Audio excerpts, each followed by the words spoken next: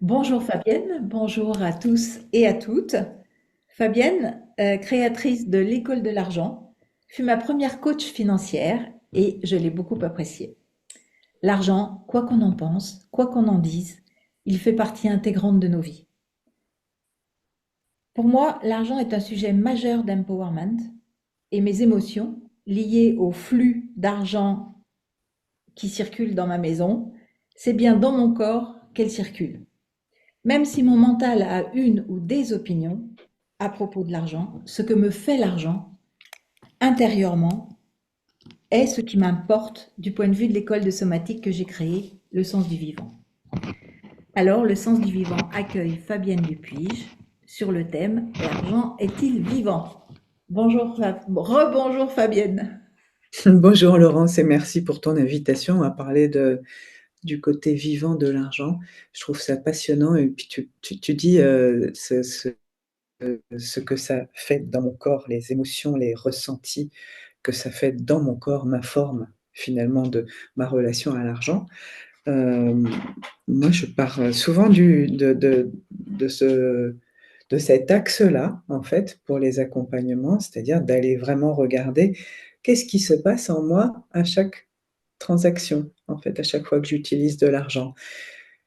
Quel est le besoin que je suis en train de nourrir avec l'argent? Et ça, en fait, c'est notre corps qui nous en parle. Le problème vient souvent du fait qu'on écoute davantage notre mental et les idées qu'on a sur il faut, il y a qu'à, etc., etc. Et on écoute peu le vivant en nous pour se servir de l'argent. C'est ça, mais tu es là pour justement nous amener cette dimension-là. Ouais, Et dans les dimensions émotionnelles, il y a la peur. Parce que le manquer d'argent, c'est une peur fondamentale. oui, c'est non seulement une peur fondamentale, mais c'est Bernard Lietaer qui l'a très bien décrit dans un magnifique ouvrage qui s'appelle Au cœur de la monnaie, qui explique que notre système monétaire, avec sa façon unique de créer de l'argent, en créant de la dette, notre système monétaire induit chez nous deux émotions qui sont un peu le pôle positif, le pôle négatif voilà, les deux émotions de ce rapport à l'argent, c'est l'avidité et la peur de manquer. Mhm. Et c'est presque comme une conséquence mécanique de l'outil lui-même. Et notre système monétaire, il existe, en gros, en tout cas, ce système, cette façon de créer de l'argent, ça existe depuis 3000 ans. Ouais. C'est très, très, c'est C'est très, la- très ouais. ancré chez Oui, les êtres humains. ouais. C'est à la fois Donc très cette peu et en question. même temps, à l'échelle de l'humanité, c'est pas, Non, pas non, vieux. ça fait 30 000 ans qu'on a des systèmes monétaires, hein. Mm. Oui, ça fait Il y a là, le- ça commence. Donc il y a eu plein d'autres façons de faire circuler les richesses et les valeurs. Il y en a encore, hein, il y a 5000 monnaies complémentaires dans le monde. Il n'y a pas que ce système qui crée de l'argent avec de la dette. Il y en a vraiment beaucoup d'autres. Mais voilà, celui-là qui est devenu hégémonique, il a aussi cette particularité de faire grouiller à l'intérieur de nous, à l'intérieur de tous les êtres humains, ces deux émotions fondamentales que sont l'avidité et la peur de manquer. D'ailleurs, on ne peut pas ouvrir une publicité sans entendre ce côté peur de manquer ou avidité. En fait, ce sont des émotions qui sont sans cesse stimulées, Oui. qui sont très désagréables, donc qu'on apprend très tôt à mettre dans, moi, c'est ce que je dis, à mettre dans une espèce de grosse marmite de déni, de refoulement, parce qu'on ne pourrait pas passer notre temps à être conscient de ça.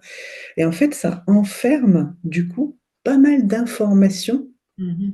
au sujet de l'argent, de la relation qu'on a avec l'argent, au sujet de nos transactions, c'est-à-dire savoir si elles sont justes, si elles sont équilibrées entre ce que je donne et ce que je reçois.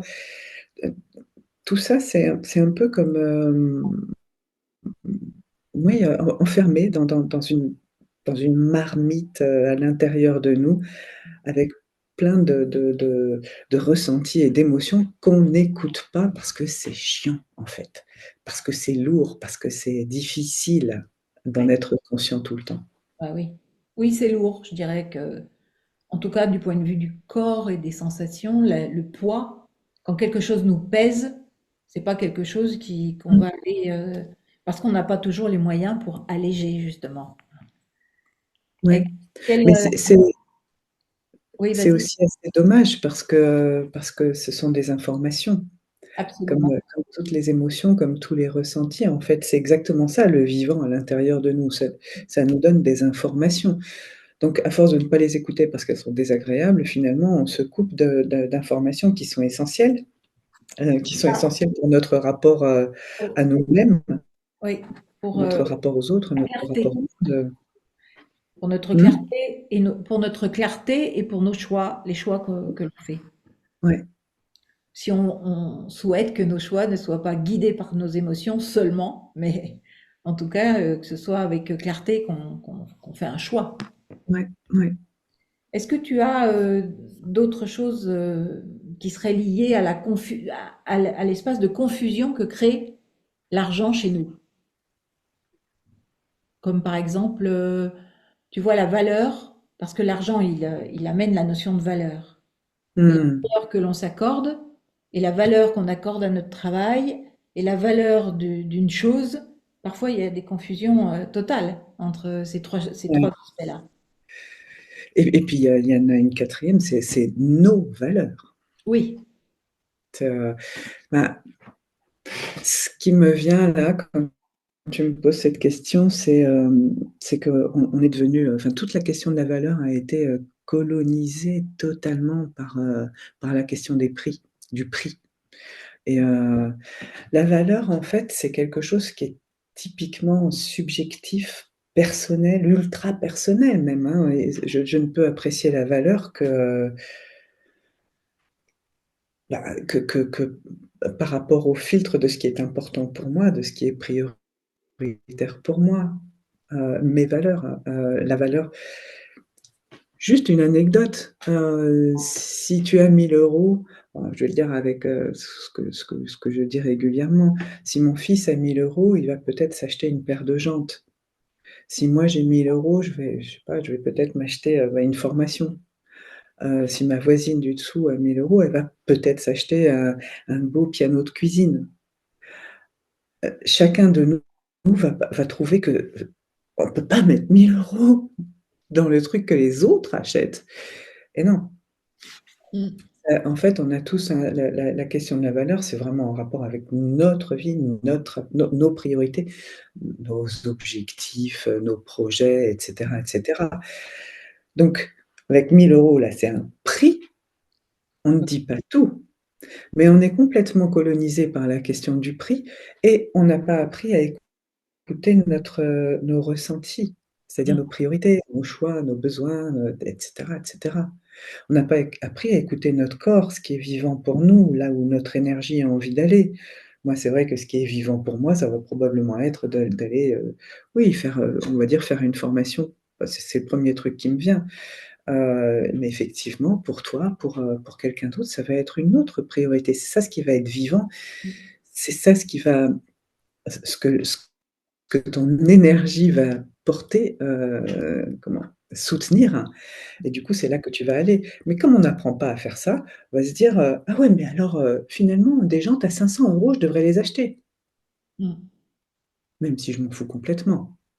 Oui, Donc cette question de valeur, elle est éminemment subjective, personnelle, hem, alors que la question du prix a un petit côté, universel, un peu bête, en fait. C'est je peux pas, en fait. C'est quantitatif, c'est pas du tout qualitatif. C'est un côté très, c'est facile à juger, c'est bien, c'est pas bien, c'est suffisant, c'est pas suffisant, enfin, mais c'est pas en rapport avec moi. c'est ça. La question de la valeur, ce qui, à mon avis, apporte beaucoup de confusion dans ce rapport à la valeur, c'est notre manque d'éducation à, comment on s'écoute à l'intérieur, pas comment on se réfère à des jugements, à des positions, à des validations, à des reconnaissances de l'extérieur. Tout à fait. Tout à fait somatique. C'est complètement somatique et quand on parle de ma valeur, évidemment, c'est la même, enfin, on est dans la même, dans le même champ. Même chose. C'est ma valeur, si je n'apprécie que, au regard de ce qu'il y a sur mon compte, ce que j'ai comme patrimoine ou ce que je génère chaque mois, c'est-à-dire en flux ou en stock, en gros, si on ne la regarde que oui, qu'avec des euros derrière, ce qu'on a pris l'habitude de faire, hein, eh ben, on passe à côté de toute l'unicité de chaque personne. On passe à côté. Si c'était le cas, en fait, je sais pas, tout le travail contributif qui n'est pas rémunéré Mm. serait donc un travail sans valeur. Mm. Quand qu'on parle de l'éducation des enfants, qu'on parle de tous ces métiers qui sont peu rémunérés alors qu'ils ont une utilité sociale qui reste enfin, complètement essentielle, on est unanime là-dessus. C'est David Graeber qui parle très bien des bullshit jobs et de ces métiers dont on ne sait même pas qu'est-ce qu'il y a dedans, mais qui peuvent générer énormément d'argent. Enfin, je ne sais pas, chef de projet, tous ces trucs-là. On ne sait pas ce que c'est, chef de projet. On peut être chef de projet dans l'informatique ou on peut être chef de projet dans une usine de petits pois, hein, en réalité. Et donc, on ne sait pas ce qu'il y a derrière, mais ça peut possiblement faire des salaires mirobolants. Donc, ces questions comment, c'est comme si c'était décorrélé complètement, la question des montants d'argent qui transitent. Donc là, on parle de prix, hein, on parle de quelque chose qui est financier, budgétaire, etc. Et de l'autre côté, la valeur qu'on pourrait voir comme soutenant des valeurs, la valeur en tant qu'utilité, la valeur en tant que, oui, ou utilité sociale, ça, on n'en parle pas du tout.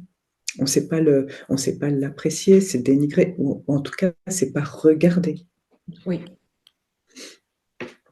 Ben, souvent, enfin, moi, je vois dans l'école, par exemple, quand on forme des personnes qui vont donner leurs propres ateliers, et donc il faut fixer un prix pour son propre travail quand tu es indépendant, c'est le truc qui pose tout de suite la question.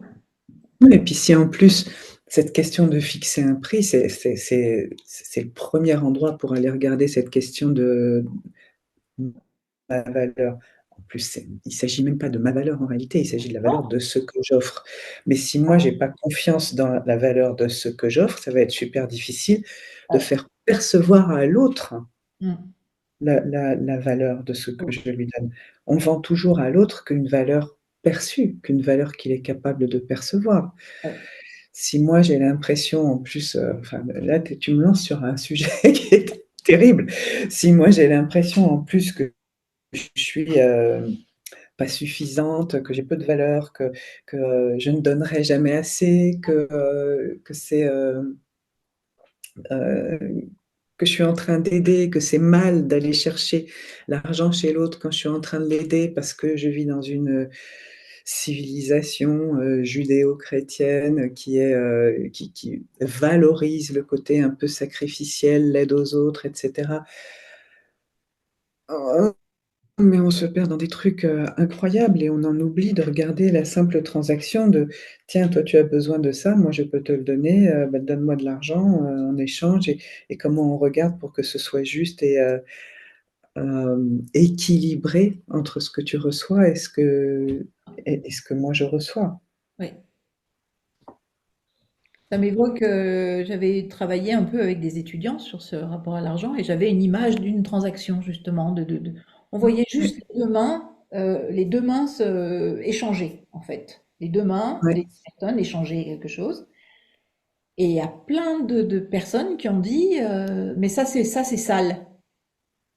Ah, tu vois, c'est drôle, hein? Immédiat, ça a connecté. En plus, bon, on ne voyait que les mains avec les bras, mais c'était quand même des manches de costume. Hmm. On pouvait projeter absolument que ce soit les affaires ou que quelques affaires que ce soit. C'était ouvert aux projections. Mais le truc immédiat, ça n'a pas été le mot transaction, c'est sale qui est venu de suite. Hmm. Et moi, j'avais Ouais, été un peu scotchée parce que je m'attendais pas du tout à ça. ouais, ça me fait penser que c'est cet argent qui circule de main en main, c'est aussi comme c'est là que c'est une énergie, Mm. hein, c'est que ça signale aussi une longue chaîne de besoins nourris, de valeurs qui circulent, de biens et de services, de richesses qui circulent entre nous infiniment, hein, en réalité. Oui. L'argent, il y a Christian Junot qui dit que c'est l'art des gens. C'est notre façon d'interagir, de faire des transactions, etc. Et ça me fait penser aussi à une autre image, c'est, j'ai lu ça, mais alors je ne me souviens pas où, donc je ne vais pas retrouver la source comme ça. C'est un article qui parlait de la dette et qui disait: «Il y a encore pas si longtemps que ça, il était possible de se devoir de l'argent. Mais aujourd'hui, c'est devenu, extrêmement difficile». La question de la dette implique de, quelque part, rester en lien. Mm. Alors que si je te donne 1 € et que tu me donnes une baguette, on n'a plus besoin de se parler. Et dans cette question dans toutes ces émotions qui sont liées à notre système monétaire, il y a aussi la question de la défiance et de la confiance, on top là pour s'entendre sur un prix. Et en gros, la façon qu'on a de vivre l'argent, ce que j'observe souvent, c'est que ça nous sépare. C'est comme s'il y avait un très grand besoin ou une très grande envie de ne pas se parler, d'être quitte. Mm. Égal. Ouais, c'est hop, allez, on se doit rien et on n'a pas besoin de se faire confiance comme ça. Il y a une réciprocité immédiate dans la Mm. transaction. On n'a plus besoin de se faire confiance, on n'a plus besoin de continuer à se parler, et cetera, et cetera. Donc c'est comme si l'argent servait aussi à dire: «On arrête tout». Et Oui. c'est intéressant de le regarder comme ça parce qu'il ne faut pas oublier que la banque dans ce système monétaire, la banque, c'est le tiers de confiance. C'est celle qui dit: «Oui, vous pouvez croire dans cet argent que vous vous faites passer de main en main parce que j'en atteste». Je dis: «Ça, c'est bien un billet de 10 € Mm. et donc vous pouvez vous croire parce que je suis là. Vous pouvez avoir confiance dans votre transaction parce que je suis là». Tu vois? C'est toutes ces questions de confiance et de relations qui peuvent se regarder à cet endroit-là aussi. Mm. Absolument, oui. Ok, et puis j'avais lu dans ton billet doux quelque chose à propos de l'argent peur et l'argent cœur. Alors, est-ce que tu peux nous en dire plus? Oui, hem comme globalement, on est très nombreux à être drivés, plus ou moins consciemment par des peurs Mhm. avec l'argent, la peur de manquer et l'avidité. Donc l'avidité, je rappelle la cupidité, c'est faire quelque chose parce qu'on croit qu'on va pouvoir gagner de l'argent et peur de manquer, tout ça, c'est prendre des décisions parce qu'on a peur de ne pas avoir assez d'argent ou peur d'en perdre. Et c'est un peu comme des sœurs jumelles, hein, c'est les 2 faces d'une même médaille. L'une qui est plutôt en excès, l'autre qui est plutôt en défaut. Mais en gros, ce sont 2 peurs et quand on agit, donc consciemment ou pas, avec une peur à l'intérieur de nous, on va prendre des décisions qui sont nourries par la peur. Mm. Hem, Comme la peur de manquer est extrêmement répandue. Et là encore, je vous invite tous à regarder, les publicités. C'est souvent ça qui est appelé.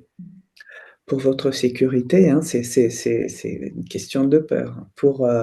Heu, Si vous achetez avant dimanche prochain, ça sera moins 30. Ça, c'est une question d'avidité. Tu vois? C'est souvent manipulé ces trucs-là et donc on est très, appelés, stimulés à aller agir avec de la peur. Mais il y a une autre façon, celle que moi je propose, c'est de dire: «Mais j'ai envie de ça, je vais vers, j'ai envie de nourrir tel projet», par exemple, et je vais vers ce projet et donc je vais regarder tout ce que je peux faire pour nourrir ce projet. faire un budget, mettre de l'argent de côté ou faire un achat ou un investissement dans ce sens-là, c'est finalement, c'est mettre de l'argent vers quelque chose que je désire. Mm. Et donc, ça, c'est l'argent cœur. L'argent peur et l'argent cœur. D'accord. Et ce qui est subtil, c'est qu'avec la même opération, qui serait, on va dire, je mets 50 euros par mois de côté Mm. sur mon LDD. Donc, c'est une opération. Mm. Ben, ça peut être de l'argent cœur, comme ça peut être de l'argent peur. Euh, si je mets 50 euros par mois sur le LDD, au cas où, souvent au cas où, ça veut dire au cas où le ciel me tombe sur la tête, on est d'accord, hein. Oui, Je le mets par peur. bien C'est sûr. un argent qui est utilisé pour éviter de me retrouver, enfin, pour éviter une peur en fait. Et Ouais. il est utilisé de façon assez inconsciente pour éviter une peur. C'est aussi pour faire comme tout le monde, c'est-à-dire en gros, ben voilà, je sais qu'il faut mettre de l'argent de côté, alors je mets de l'argent de côté. Donc ça, c'est aussi, c'est presque de l'appartenance qu'on nourrit à cet endroit-là. J'ai peur de ne pas faire partie de ceux qui font bien avec leur argent, Mhm. quelque part. Oui.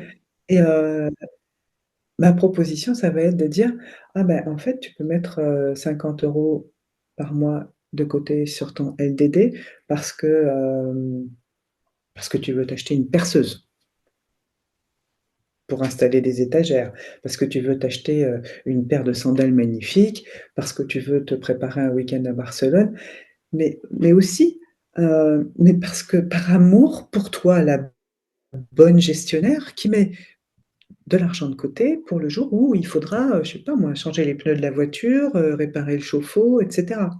C'est-à-dire, il y a plein de façons de mettre de l'argent cœur de côté. Tout à fait. Donc, tu vois, avec exactement le même geste, Oui. on peut le faire à partir d'espaces vivants très, très Oui. différents. Mais l'argent, il est Et neutre c'est ça. d'une certaine façon. Et l'argent en lui-même, absolument, merci. Ben oui, l'argent en lui-même, il est neutre. C'est un outil qui est au service. Il n'a aucun pouvoir, il n'a que le pouvoir qu'on lui donne. Absolument. Et si on lui a donné du pouvoir, d'ailleurs, on peut le reprendre, hein. Si j'ai donné à l'argent le pouvoir je sais pas moi, de me rendre très, très, très conne le jour où j'en aurai beaucoup, il y a des chances pour que ça marche. Mais si je ne lui donne pas ce pouvoir, si je dis, bah non, l'argent n'a pas le pouvoir de me changer en quelqu'un qui dépense de façon inconsidérée, de façon stupide, pour des projets inavouables, etc., bah non, en fait, ça Ouais. marche pas. Ouais. L'argent est neutre, il est totalement neutre. Et nous le teintons avec notre énergie, avec nos envies, avec nos projets, justement, en argent-cœur. Ouais. Donc en fait, par rapport à notre thème de départ, l'argent est-il vivant? En étant neutre, il absorbe notre vivant à nous. C'est exactement ça. Ça te convient comme Mais c'est totalement ça. voilà, un rassemblement de ta Il a pensée. le pouvoir d'endormir le vivant en nous si on a Oui. peur, parce qu'on on va projeter, je ne sais pas, la sécurité, la liberté, gna, gna, gna, enfin, tout un tas de choses sur l'argent. On va projeter nos peurs sur l'argent. Euh, donc voilà, il est chargé de ça. Mais on peut aussi projeter nos désirs, nos projets, nos envies, etc. sur l'argent. En fait, c'est exactement ça. Il est le support de tout ce de tout ce qu'on ne reconnaît pas à l'intérieur, en fait, de tout le vivant qu'on ne reconnaît pas à l'intérieur de nous. Ok, merci beaucoup. Est-ce que tu aurais une pratique à suggérer à nos auditeurs pour leur donner quelque chose à faire? Bien sûr, C'est vraiment, c'est ma pratique préférée. C'est celle que je propose aux personnes qui viennent en accompagnement. C'est, à chaque fois que tu sors la carte bleue, chaque fois que tu sors ton porte-monnaie, à chaque fois que tu vas utiliser de l'argent, pose-toi la question: «Quel est le besoin que tu nourris maintenant? Quel est le besoin profond que tu nourris là?» Et il faut écouter la réponse dans le vivant du corps, en fait. Oui, Quel est le besoin que je suis en train de nourrir maintenant, là, tout de suite? Parce qu'on est d'accord, hein, c'est pas, est-ce que tu as vraiment besoin de ce 23e t-shirt? Oui, en fait, il y a toujours un grand oui évident à ce moment-là, ne serait-ce que sortir la CB, quoi. Mais quel est le besoin exact? Eh ben, petit à petit, parce que les premières réponses, elles arrivent, elles sont pas très intéressantes. Mais petit à petit, si on a un petit peu d'exigence, ben, on apprend à se connaître avec ça.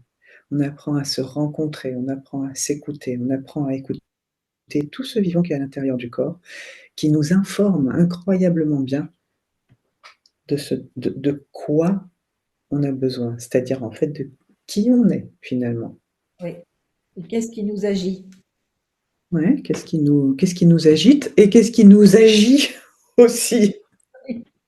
Eh ben, merci beaucoup, Fabienne, Merci à toi, Laurence. euh, pour cette interview et je mettrai en lien dans la description ton site et ton école. Et si on Ouais, veut super. rejoindre un programme de Fabienne, eh ben, ça sera avec grand plaisir. Si vous avez apprécié cet entretien, vous pouvez vous abonner à la chaîne pour d'autres entretiens futurs. À bientôt sur le sens du vivant.